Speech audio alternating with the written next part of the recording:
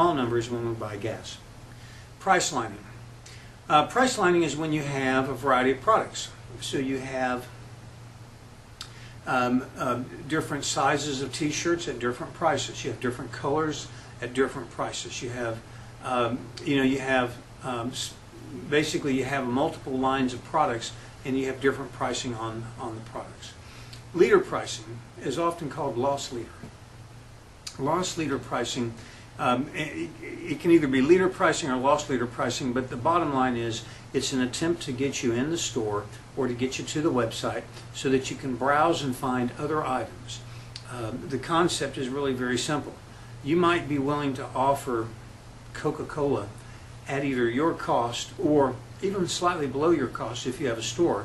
But if you know that people who come in and buy Coca-Cola tend to buy a bag of chips, and you have a high margin on a bag of chips, you have a good probability that when they're in the store buying the Coca-Cola that they're going to buy a bag of chips or some other product, and you're going to make your profit on those other products and impulse purchases.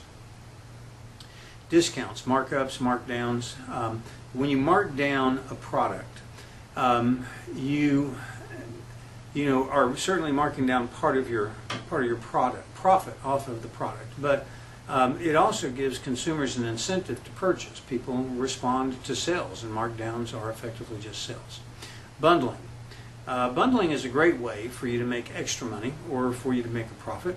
If you were to offer ice cream, but you offer cones along with that ice cream, but you make the cones bundled with the ice cream, then you make extra money on ice cream and cones. Or maybe another example would be if you're bundling add-ons in the car business. Okay, so add-ons, things like pinstriping and undercoating and gloss paint protectants.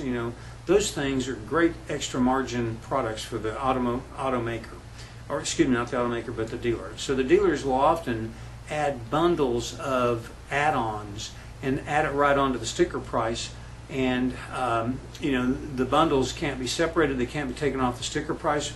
If you want to purchase those things and they aren't on the vehicle, they will typically offer you a package, a bundle of pinstripes and undercoatings for a certain price, knowing that you'll feel like you're getting a deal by having things bundled together. So offering bundling is a great way to be able to build extra revenue and extra margins into the sale. Geographic pricing is where you have defined geographic regions where you price your product differently. Now, you have to be careful about price discrimination and the Sherman Antitrust provisions and the Fair Trade Act and that sort of thing. But bottom line is you can price your products based upon the cost to deliver to certain geographic regions.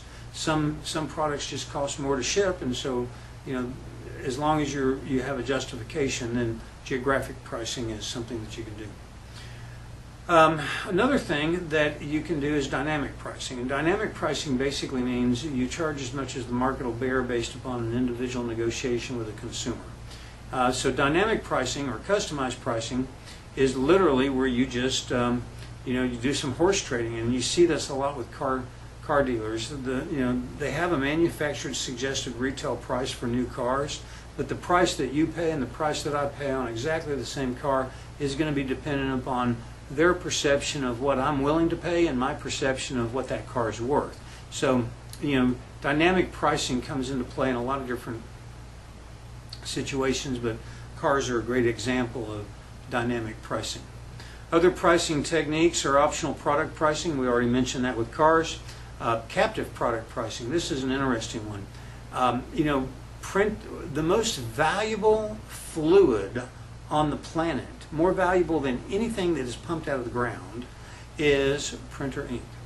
Printer ink, whether it's inkjet ink or whether it's toner, but specifically inkjet ink, comes in these little cartridges, not a lot of it, and anywhere between 25 and 60 bucks for a little cartridge of inkjet ink.